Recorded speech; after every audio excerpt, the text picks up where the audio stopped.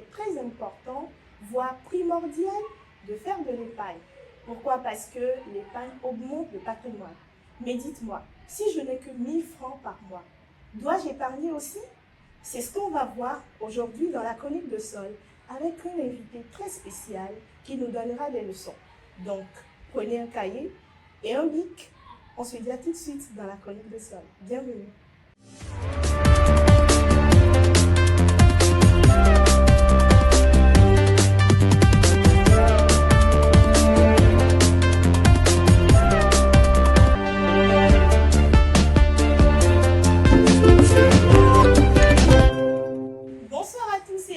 J'espère que vous allez bien. Nous sommes dans la chronique de Sol. Comme vous le savez, c'est samedi et il est 16h. On ne rate pas la chronique de Sol chaque samedi à 16h avec mes chroniqueurs. Et vous savez quoi? Aujourd'hui, j'ai le plaisir de vous informer que Blani est encore de retour une fois. Blani, sur le plateau. Blani, tu cherches quoi ici? La dernière fois, il n'était pas là. Je n'étais pas dû te remplacer. Ouais, je suis là encore. Bonjour tout le monde. Bonsoir tout le monde. J'espère que vous allez bien. Ça fait un petit moment que vous ne m'avez pas vu, mais je suis là, tranquille. Tu dis bonjour parce que là où tu étais, à cette heure-là, on serait en matinée, c'est ça? En matinée, j'ai déjà pris de l'habitude. C'est ça, oui. C'est ça. C'est pas trop grave. Ouais, c'est ça. Arrête de nous baratiner. Alors, comment vous allez? Je vais très bien. Et toi? Ça se voit, tu as poussé la barbe, tu es devenu tout beau. Non, mais ça te sied là-bas. Hein? Il y a la fraîcheur de ça. Un peu oui. Un peu oui. Mais ça va. D'accord, je voulais demander quelque chose, mais bon, ça ne me concerne pas. Donc, je n'aime pas entrer dans la vie, dans l'intimité, je veux dire, des gens. Faut pas dire. Dorcas, comment tu vas? Dorcas, comment tu vas? Ok, c'est très belle. On belle. va pas te dire que tu La es couleur belle, blanche malheureusement. sera ravie. Dorcas, ne tombe pas, nous sommes sur notre plateau, s'il te plaît, parce qu'on aura besoin de toi tout de suite pour la suite de l'émission. Ça se voit que vous allez très bien et moi, je vais très bien aussi. Je pète la forme, j'espère que vous allez très bien aussi. Alors, nous sommes encore dans la chronique de Sol pour débattre encore, comme vous le savez, voilà, chaque samedi. Aujourd'hui, il y a une question à laquelle nous allons essayer de répondre. La question est celle-ci. Est-ce que l'épargne dépend du revenu? Puisque nous n'avons pas la réponse, nous n'irons pas à la rubrique de la vie d'autrui aujourd'hui. Nous allons directement passer la parole à notre cher invité. Et bien oui, aujourd'hui nous avons un invité très spécial, très beau, habillé en blanc aussi, comme Dorcas, synchro. Je ne sais pas s'ils se sont parlé avant, ils nous le diront quand même sur ces plateaux. Mais en attendant, on le laissera se présenter et voilà. Bonsoir monsieur Michel. Bonsoir Solange, je me nomme Michel Adepré, je suis expert en éducation financière et en inclusion financière. J'ajoute les aptitudes de la vie et la santé préventive. Ah, c'est bien je ça. suis directeur d'un cabinet dénommé Odé Olé. Odé. D'accord. Ils sont chez eux. Okay. C'est élevé en fait. Ok, Odé Olé. Odé Olé. Je suis Nina, mais il ne comprend pas. Ah. Oui, c'est vrai. C'est pas bien, mais je vais apprendre auprès de vous, ça c'est clair, parce que nous sommes là déjà pour apprendre aussi. C'est un honneur de vous avoir sur le plateau de la chronique du Sol. J'espère qu'on va passer un très bon moment et surtout, on va vous attaquer. Hein? Je suis prêt. Parce que nous voulons coûte que coûte avoir une réponse à cette question qui nous turlupine depuis un moment déjà. Je suis à vous. D'accord. Alors, par rapport à la question, qu'est-ce que vous en pensez, Blani, toi qui nous as laissé, qui nous a abandonnés pendant des mois, qui revient, je suis là. Je te donne la parole premièrement. Alors, sur cette question-là, si l'épargne dépend réellement du revenu, moi je vais dire tout de suite, je dirais oui, l'épargne dépend du revenu que j'ai, en fonction du revenu que j'ai, de façon que ce revenu-là soit de façon fixe ou non, ou que ça fluctue en fonction de chaque mois. C'est en fonction de ça que je vais épargner. Si je me fixe un seuil d'épargne, je me dis j'épargne, je ne sais pas, peut-être 25 000 balles par mois et que au cours du mois de juin, j'ai que 15 000 balles, comprenez que je ne peux pas épargner 25 000 balles. Donc, tu vas trouver ça où déjà? Je vais trouver ça où déjà? Donc pour moi, l'épargne dépend du revenu que j'ai en fait. D'accord? Donc, si tu n'as pas un revenu, tu n'épargnes pas dans ce oui, moment. mais si Tu j'ai pas de l'apprends ou pas? revenus, j'épargne pas, D'accord. c'est clair. Et il faut Je vais comprendre que si épargner tu quoi? n'épargnes pas, ton patrimoine diminue déjà, tu le sais. Hein? Bah, mon patrimoine diminue, je suis d'accord, mais en même temps, Tu je vas pas le rattraper ça revenu. après peut-être. Parce que c'est avec le revenu que également je peux aller chercher ce patrimoine là où enrichir le patrimoine. Du moment où je n'ai pas de revenus, bah, je ne vais pas épargner et en même temps je vais pas. En tout cas, c'est logique. Je ne vais pas investir C'est très et logique. mon patrimoine il n'existera pas s'il n'y en avait pas ou il ne va pas grandir s'il y en avait. S'il y en avait, d'accord. Alors, Dorcas, dis-moi, qu'est-ce que toi tu en penses? Et arrête de jeter ce regard à Blani. Sérieusement. Moi, je pense que c'est la même chose que Dani. Je pense que l'épargne dépend du revenu. Si on n'a pas de revenu, comme il l'a dit, on ne pourra pas épargner. Mais comme on a un expert, il va nous en dire plus. Moi, je ne maîtrise pas le sujet, donc je ne vais pas trop l'alarmer. En tout cas, pour toi, il n'y a pas.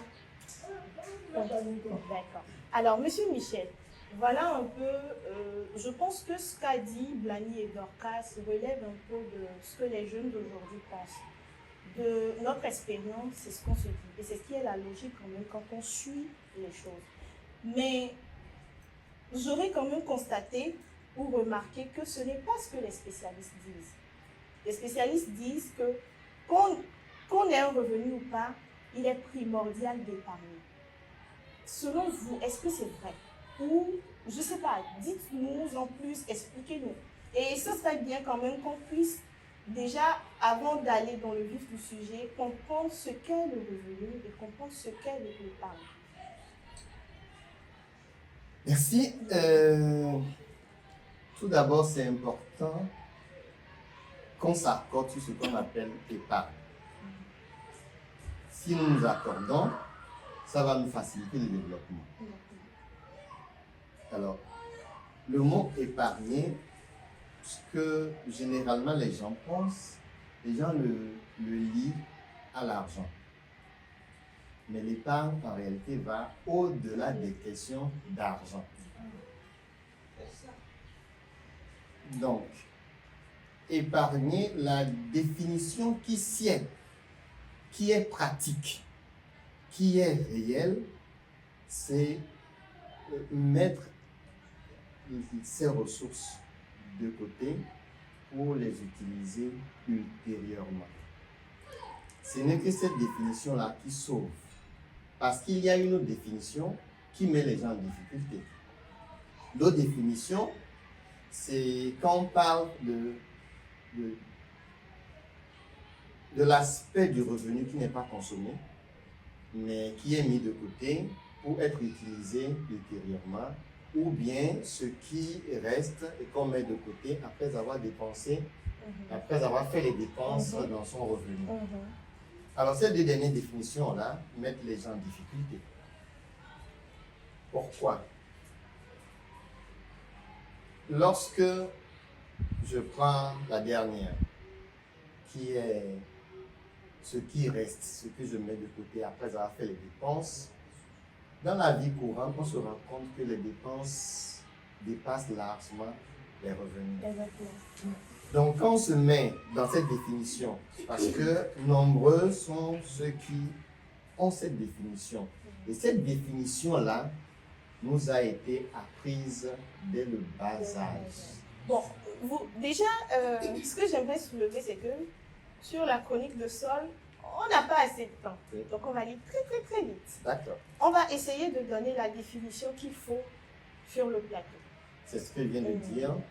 C'est Donc, ce qu'il faut retenir, parce que nos internautes ont leur cahier et leur bic, donc on leur dit directement ce qu'il faut noter. Nous allons dire que c'est la ressource qu'on met de côté pour utiliser ultérieurement. Donc, autrement dit, quand je gagne de l'argent aujourd'hui, j'enlève directement et je dépose. Non. Cette définition implique que ce n'est pas seulement une question d'argent. D'accord. Ça veut dire que je peux épargner mon temps, Ok. je peux épargner de l'électricité, Ok. je peux épargner de l'eau, Exactement. je peux épargner de la nourriture, de la récolte, je peux épargner des bijoux en or, je peux épargner de l'argent.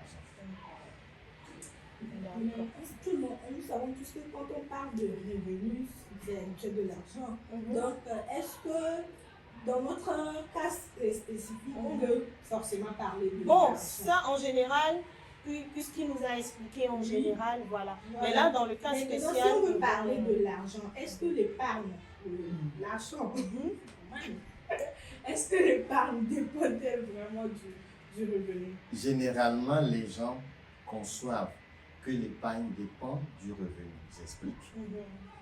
Si par exemple, je gagne 100 000 francs et que mes dépenses sont limitées à 80 000 francs, c'est tout à fait normal que je puisse épargner 20 000. L'épargne dépend de mon revenu. Si quelqu'un gagne 100 000 francs et que ses dépenses sont de 95 000 francs, il épargne 5 000 francs. Donc, généralement, on conçoit que l'épargne dépend du revenu. Mais non, si cette personne gagne 100 000 et que ses dépenses s'élèvent à 120 000. Ça veut dire qu'il ne pourra jamais épargner, n'est-ce pas? Oui. Ça, c'est la conception normale. D'accord.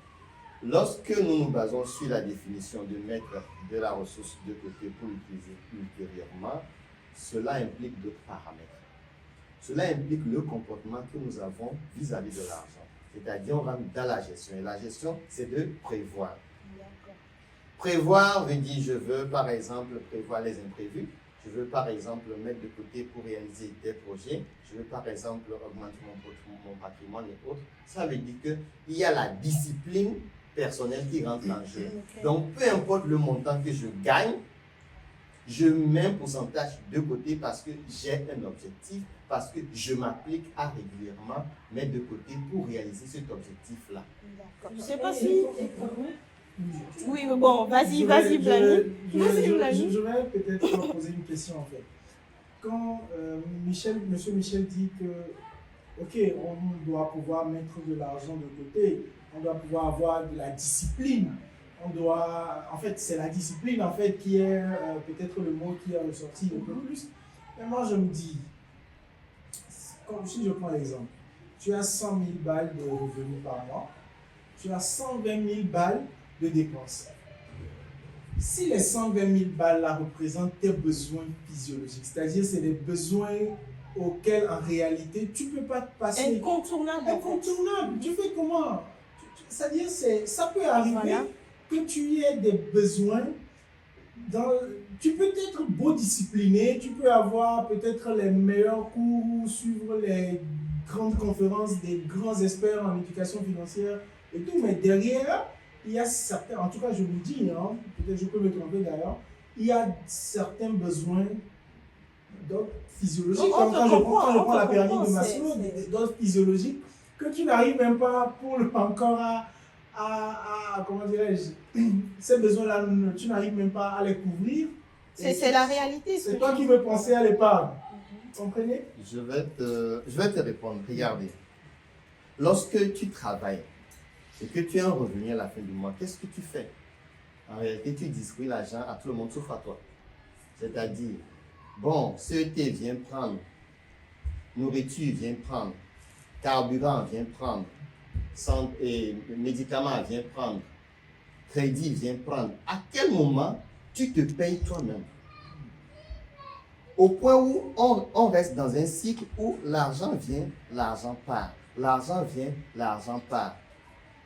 Mais pour que tu puisses te payer toi-même, il faut que tu puisses mettre l'épargne comme une dépense qui est propre à toi. Ce n'est que comme ça, quand l'épargne est vue comme dépense à toi, que tu peux considérer ça comme une dépense principale. Je me paye d'abord. Parce que petit à petit, l'épargne là va constituer un montant important derrière. Mon frère, là où tu es, si tu as 100 000 avec beaucoup de dettes, et grâce à ton épargne, tu arrives à économiser 500 000 francs, c'est-à-dire tu bloques ça. Tu arrives à avoir 1 million, 2 millions. Pourtant, c'est toujours les mêmes 100 000 là. Parce que tu t'es autodiscipliné et tu t'es dit, il faut que je me paye en premier avant de payer les autres. Parce que c'est la réalité. Ton comportement change. Ta confiance en soi change. Ta façon de parler change. Ton sourire change. Donc, si je comprends bien, cette formule-là, même où on dit que l'épargne égale au revenu moins la consommation, c'est une fausse. Ça nous met énormément en difficulté. Moi, je vais, avant peut-être de laisser Dorcas parler, je suis d'accord hein, avec ce que M. Michel énonce, mais derrière, je me paye moi-même, je suis d'accord. Tu te payes, mais il a bien que tu as une situation, parce qu'en fait, il y a des situations qui arrivent qui sont carrément difficiles à décliner en fait. Bon, après tout aussi, tu n'auras pas cette situation-là chaque mois Ah ben déjà. dis donc, ah ben dis donc. Ah ben dis donc, si la nature n'est pas avec toi, tu vas... Bon, Dorcas tu vas avoir voulait assez de Oui, problèmes. ma question, elle est dans le même sens que la question de blâmer. Est-ce qu'il y a des règles spécifiques pour une bonne épargne ou pour faire simple? Comment faire pour avoir une bonne épargne? D'accord. Oui. Comment faire pour avoir une bonne épargne? C'est lié à la question de discipline, c'est-à-dire le comportement que tu as vis-à-vis de l'argent. Si tu comprends et tu te rends compte qu'en réalité, tu ne fais que payer les autres, tu passes toute ta vie à prendre tes revenus et distribuer aux autres, et ça ne finit pas, les dépenses ne finissent pas. Et que tu te dis, ok, je dois me payer, et je dois me payer 10%. 20%, 30%, ça dépend, tout dépend de l'objectif que tu veux atteindre. Parce que si tu n'as pas d'objectif, il n'y a rien qui t'oblige à épargner. On va aller plus simple, d'accord? On va aller plus simple. Je vais annoncer, d'accord, et on ira à la pub, parce que nous sommes déjà presque à la pub. Okay. On va aller plus simple, et on va toujours avancer sur la base de 100 000, Oui. d'accord? J'ai 100 000 francs comme revenu à la fin de chaque mois, ok? Et je dois épargner. Je dois épargner. J'ai des dettes qui s'élèvent à 120 000. Oui. Et malgré ça, je dois épargner. On va à la pause, on boit un peu le jus pour rafraîchir un peu le cerveau et on revient faire les calculs. Ne quittez pas, à tout de suite. Il était une fois, au cœur d'une forêt tropicale, un lieu où la magie de la nature se dévoilait dans chaque fruit mûr.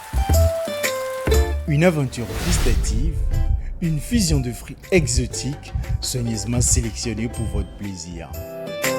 C'était le berceau de Yolande Ardus, où chaque gorgée était une invitation à un voyage gustatif inoubliable.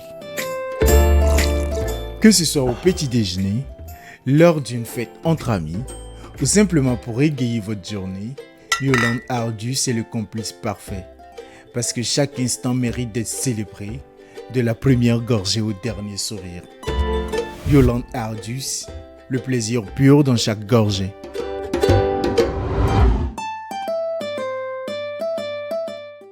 Nous sommes dans la chronique de Sol et aujourd'hui nous parlons épargne.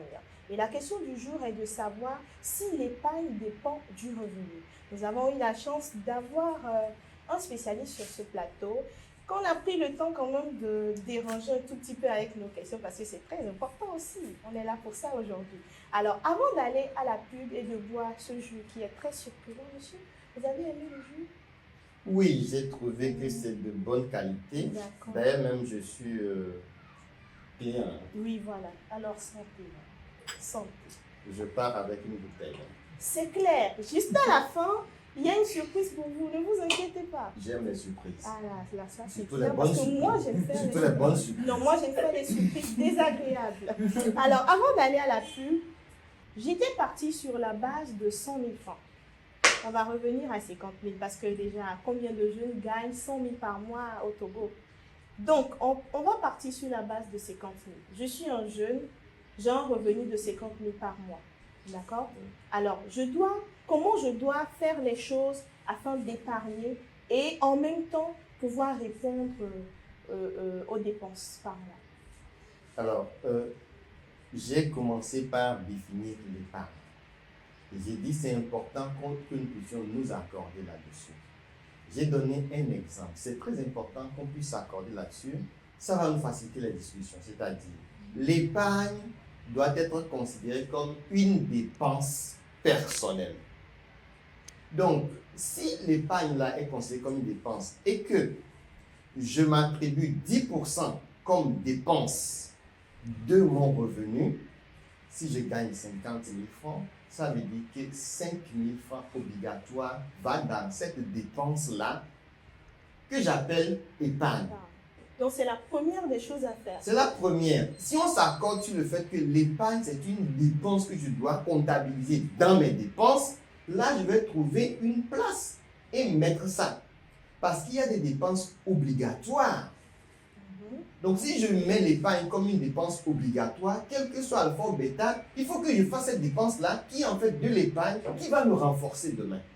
Mais si je ne m'accorde pas sur ça et que je mets l'épargne comme c'est ce qui reste après avoir dépensé, ça veut dire que je le mets out et quand je dépense et que rien ne reste, je ne peux pas faire l'épargne. Donc c'est important qu'on s'accorde sur à quel niveau on met l'épargne dans notre planification budgétaire. D'accord.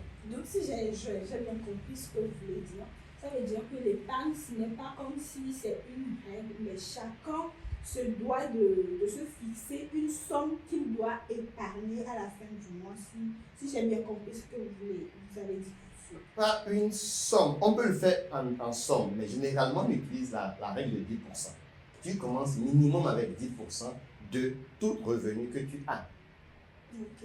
Maintenant, selon tes ambitions, tes objectifs à atteindre, tu peux augmenter 15, 20, 30. Ah, si c'est en fonction des ambitions, c'est que nous, on est ambitieux. Souvent, on est ambitieux. Oui.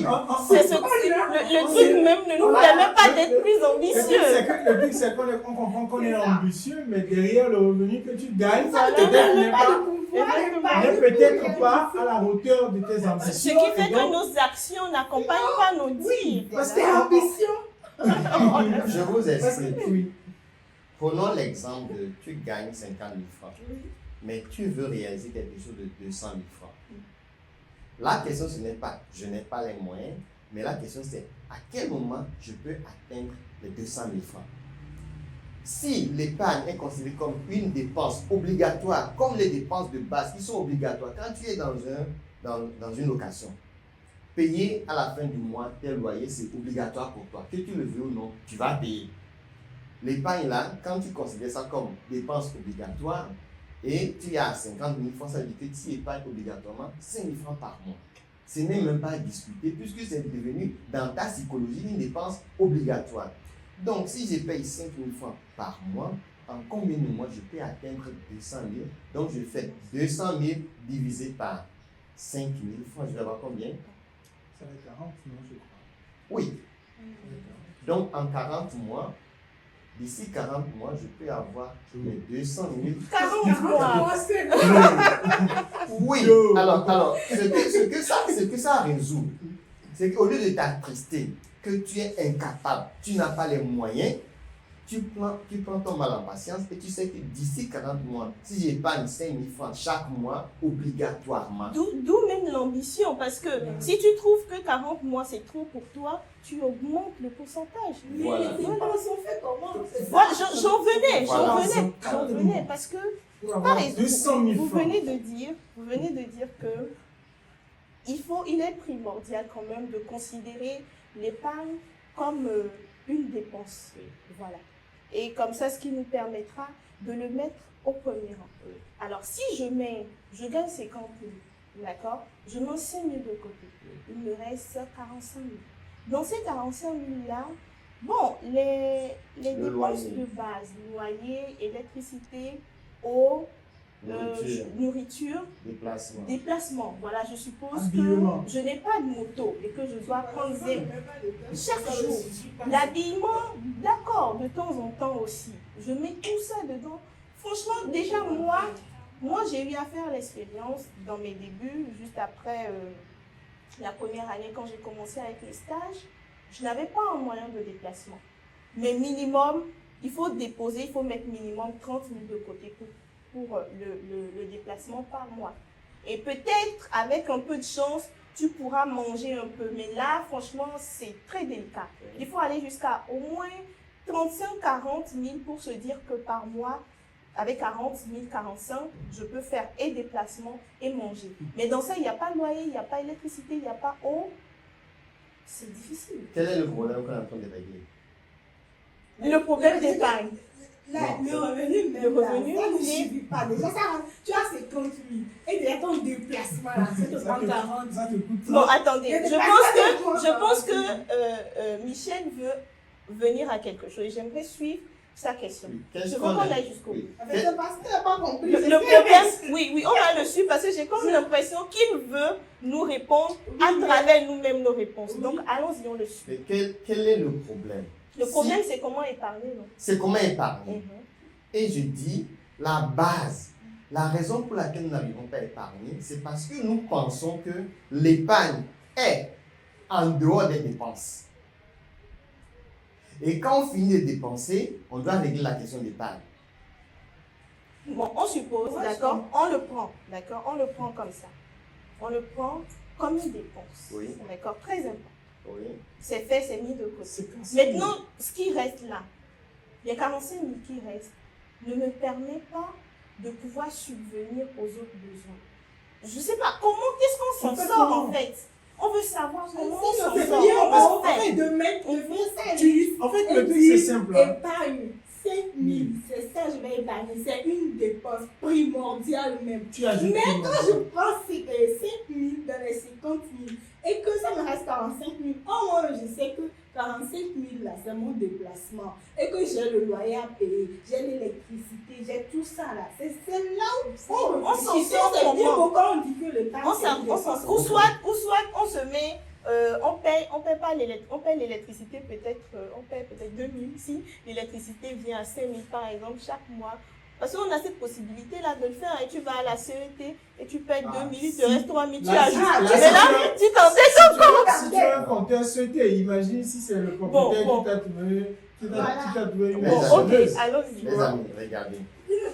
Tu vas payer ça et Mes puis amis, tu vas payer vous savez, c'est parce que nous pensons que l'épargne n'est pas une dépense que ça crée le problème. Et ça, nous avons grandi avec et nous avons développé une mauvaise Voilà, habitude. je voulais demander, même si l'épargne, là, il y a un âge à partir duquel il faut épargner. Est-ce que ça. Mais Actuellement, faudrait même qu'on comprenne, qu'on arrive à répondre à notre question principale là d'abord, avant de venir à ça. Ah, ben justement, Voilà. moi je veux comprendre Oui. comment Si je on m'en ne sors sait avec pas, mes si 45 000. nous, à cet âge-là, nous, on ne sait pas. Et ça, c'est un enfant de 2 ans qui va Ah savoir. oui, peut-être. Moi, je veux Alors que comprendre. lui, il n'a même pas de revenus. Commencer peut-être à 2 ans. Peut-être que j'aurai assez Bon, d'argent. on va aller vite. Et j'aurai. À 2 ans, tu as quelle activité On pour va avoir aller un vite revenu? parce qu'on Vous doit savez. faire un jeu très important, Vous une savez. mauvaise surprise. Donc, on va vite aller afin de trouver la réponse à notre question. Actuellement, j'ai un projet avec des élèves et à qui on ouvre des comptes et qui font de l'épargne. Une gratuite. Allez-y. Non, je n'ai pas donné le nom du projet. Je suis en train de donner, je parle de la réalité. Ouais, allez-y. Les parents au début m'ont dit, les enfants ne font pas d'activité économique, comment est-ce qu'ils peuvent épargner? Mhm. D'autres m'ont dit, vous voulez envoyer nos enfants pour voler de l'argent. Les institutions financières qui vont collaborer avec nous ne considèrent pas les enfants comme des acteurs économiques. C'était les premiers challenges. Voici comment je les ai éliminés. Est-ce que l'enfant dépense de l'argent? On me dit oui. Est-ce qu'il vole de l'argent pour dépenser? On me dit non. Où est-ce qu'il trouve de l'argent? Il reçoit de l'argent de poche de ses parents pour aller manger à l'école. Lorsque tu donnes de l'argent à ton enfant pour dire va manger à l'école, est-ce que tu peux garantir à 100% que tu sais ce qu'il achète pour manger? Non. L'enfant est libre de faire la dépense comme il veut. Et nous disons à l'enfant, tu gagnes 100 francs aujourd'hui, ne dépense pas tous les 100 francs, mets 25 francs de côté, mets 50 francs de côté. Je peux vous assurer qu'aujourd'hui, vous pouvez trouver sur des comptes épargne des enfants qui n'ont plus de 150 à 200 000 francs sur la base de 50 francs parce que nous avons développé l'habitude de faire de l'épargne au niveau des enfants. Lorsque c'est une habitude pour toi, tu sais que quand tu as une source de revenu, quand tu as un revenu, tu ne manges pas tout, tu ne dépenses pas tout, tu mets un peu de côté et tu grandis avec cette mentalité, tu vas plus poser la question de savoir Et moi comment qui ai raté la base. C'est pourquoi je dis, la compréhension de base, c'est que tu classes l'épargne en dehors de tes dépenses. Donc, c'est compliqué pour toi de régler ça. Maintenant que j'ai compris et que je l'ai placé en premier lieu, je fais comment pour le reste? Pour gérer le reste. Tu vas Pas, finir une série. pas sur la base de comment tu dépenses ton argent. Parce que quand nous regardons un peu dans la façon dont nous dépensons notre argent, nous avons des dépenses obligatoires que tu le veux ou non, tu vas faire ces dépenses-là. Nous avons des dépenses facultatives. Des jus, par exemple, c'est ça là. Oui, je vais payer ça. Je vais payer ça. Mais ça, que je le paye ou pas, ça ne ferait rien dans ma vie. Okay? Ça contient Si on comprend ça bien, contient des quand on vitamines épargne, B. quand on met par exemple un peu de plaisir dans nos dépenses, c'est inutile. On n'a pas pour l'argent. Je n'ai jamais dit ça. Je dis qu'il y a des dépenses facultatives. C'est-à-dire, plaisir.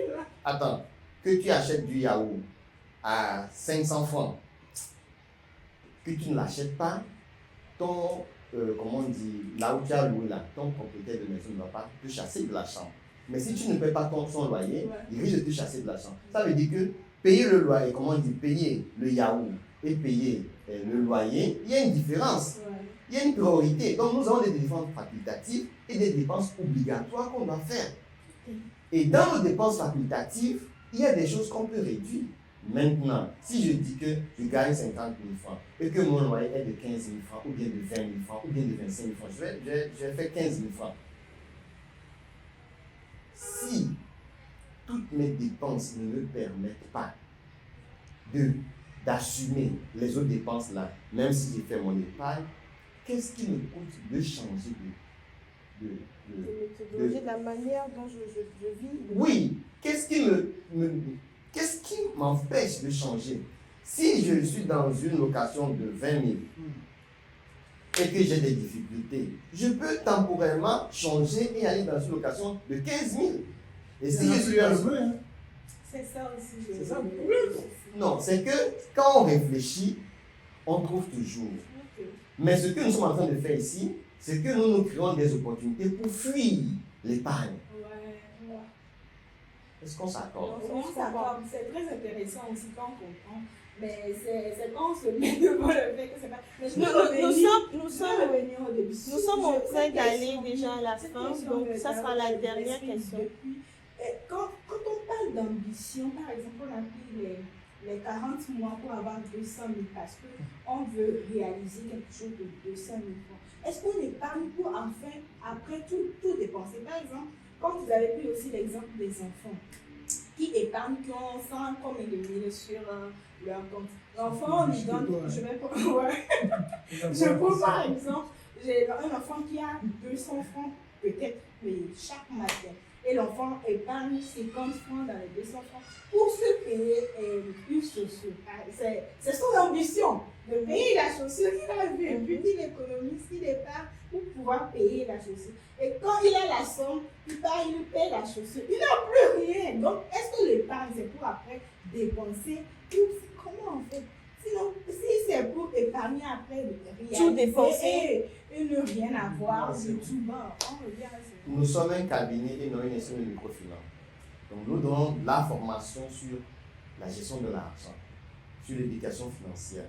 Donc nous, ce n'est pas l'argent, le montant que le jeune épargne qui est c'est développer l'habitude de faire de l'épargne. Ça fait un. Mais la question que tu poses, la formation qu'on donne aux jeunes implique l'entrepreneuriat, le développement des compétences pour réussir dans la vie. Comment gagner l'argent, comment réussir.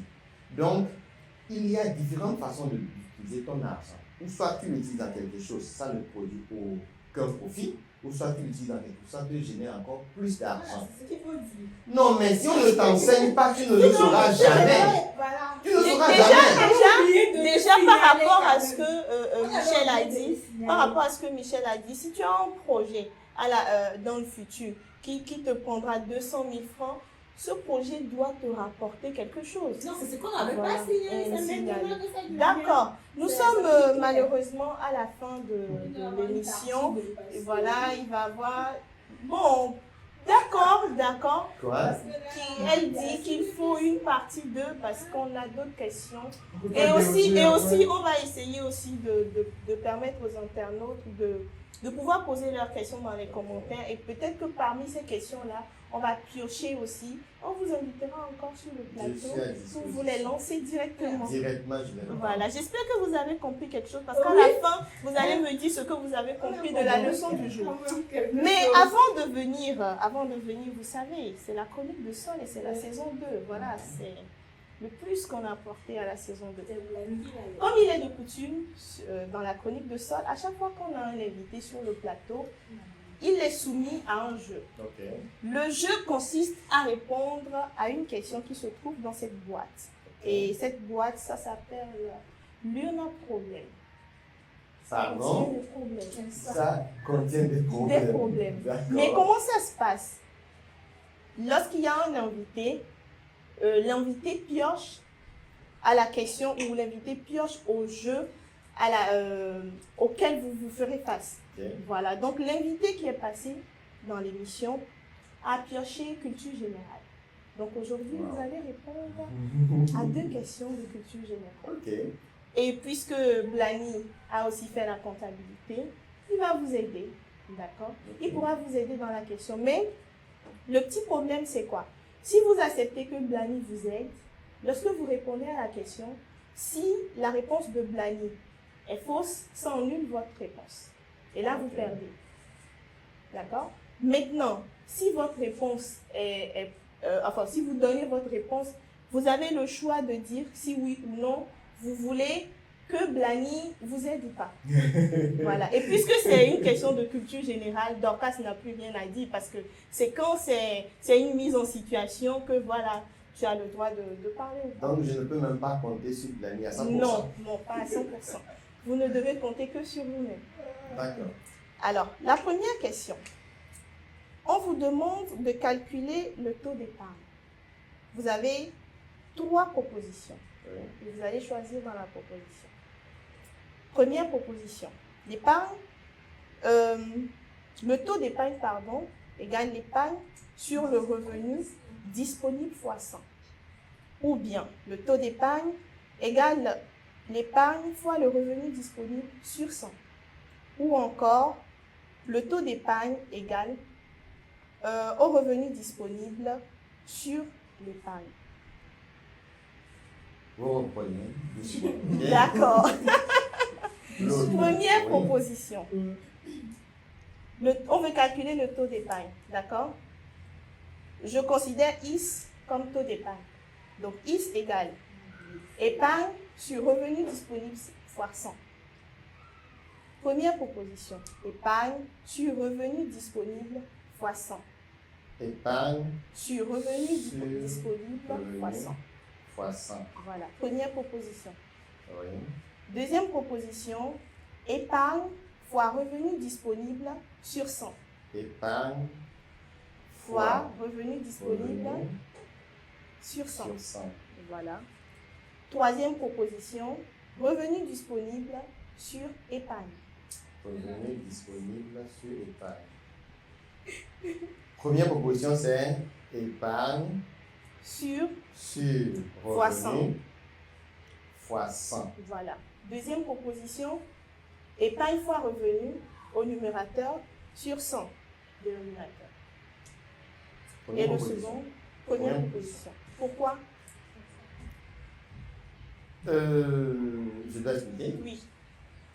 Je ne peux pas vous... En fait, quand vous gagnez, vous partez avec un jus de Regarde, notre partenaire. Vous voyez? Donc, je ne j'aime peux pas... bien ça. Voilà. Je ne peux Alors. pas vous laisser gagner aussi facilement. D'accord. Déjà, je ne dis pas que c'est la bonne réponse, hein, mais il faut justifier pourquoi. D'accord. Je prends le taux comme Y. Mhm, Je prends l'épargne comme Z. mhm, Et je prends le revenu comme T. mhm. Donc j'ai Y, Y, Z et T. Donc je prends X, Y, Z. voilà. X Égal. égale à épargne, Y égale à revenu, et puis Z égale à taux. Mhm, Alors, lorsque je veux connaître l'épargne, je fais Z fois le taux, revenu. fois le revenu. mhm. Oui, c'est ça. Oui, c'est ça. Oui, c'est ça. L'épargne égale à revenu fois le taux, Mhm, n'est-ce pas? mhm. Donc le taux égale à épargne divisé par revenu. On peut trouver le montant du taux là sur la première proposition. C'est mathématique en fait. En fait, c'est vrai que c'est mathématique, mais je pense qu'on pouvait aller un peu plus simple aussi dans la mesure où, pour nous qui ne sommes pas... Je réfléchis mathématiquement. Parce que déjà, pour calculer un taux, Oui, en Déjà, fait, pour c'est- calculer un c'est taux, calcul il de faut faire, mais il faut c'est faire pas le montant qu'on a fois 100 pour pouvoir trouver un taux. Donc, directement, moi, même si je n'ai pas fait la comptabilité, quand on me demande de calculer le taux et qu'il faut...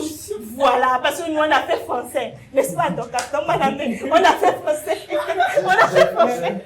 Je me demande, est-ce que ma méthode, est-ce qu'on me dit c'est la la bonne. méthodologie Non. ou bien on me dit, je suis la bonne réponse? En fait, c'est la bonne réponse. C'est la bonne réponse. Mais juste pour les gens comme Dorcas et moi, j'essaie de justifier pourquoi c'est la bonne réponse.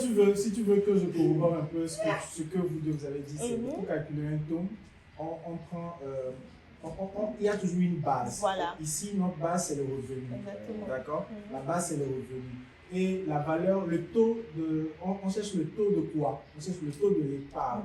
D'accord? C'est l'épargne qui est là, qui est au numérateur, sur la base qui est le revenu. Voilà. Et naturellement, Fois 100 on pour multiplie pouvoir par 100 trouver pour le 0, et quelques. Voilà, parce que normalement, ça a donné 0, Je gagne, je et gagne, je quelques. gagne. Maintenant, il reste encore une, parce que Encore. c'est 2. La seconde. Alors, on vous demande de choisir 2 réponses. Les rôles de l'épargne. Selon vous, quels sont les rôles de l'épargne? L'épargne permet de dépenser pour faire du shopping dans le futur. D'accord? Dans le futur, hein. L'épargne, faire le shopping dans le futur. Deuxième proposition, pardon. L'épargne prévoit sa retraite. Son rôle, c'est qu'il vous permet de prévoir votre retraite. Troisième proposition, augmenter votre patrimoine. Réponse 2 et 3. Pourquoi pas 1? Parce que déjà sur le plateau, vous avez dit que quand on est ambitieux, on épargne pour pouvoir réaliser. Donc si aujourd'hui, moi j'ai envie de faire du shopping, peut-être dans 2 ans, et pouvoir m'acheter des Zara, j'épargne pour 2 ans. Donc, prenez la première proposition. Moi, je garde les 2. Voilà, 2 Voilà. dernières. Mais Son si vous voulez rôle. rentrer dans le débat, on va faire débat.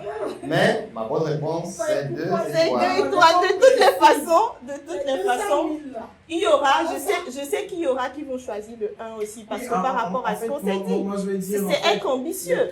Les trois propositions sont bonnes. Voilà, parce sont que, bonnes. Mais maintenant, pour quelqu'un tout qui dépend de la choisit, personne qui veut faire son choix, exactement, en fait. donc pour quelqu'un qui choisit 2 et 3 aussi, cette personne a gagné. Alors bon, nous sommes à la fin malheureusement, nous avons pris assez de temps aujourd'hui, oui, il le fallait parce que c'est un sujet très important. Mais avant de partir, vous devez piocher pour l'invité qui viendra.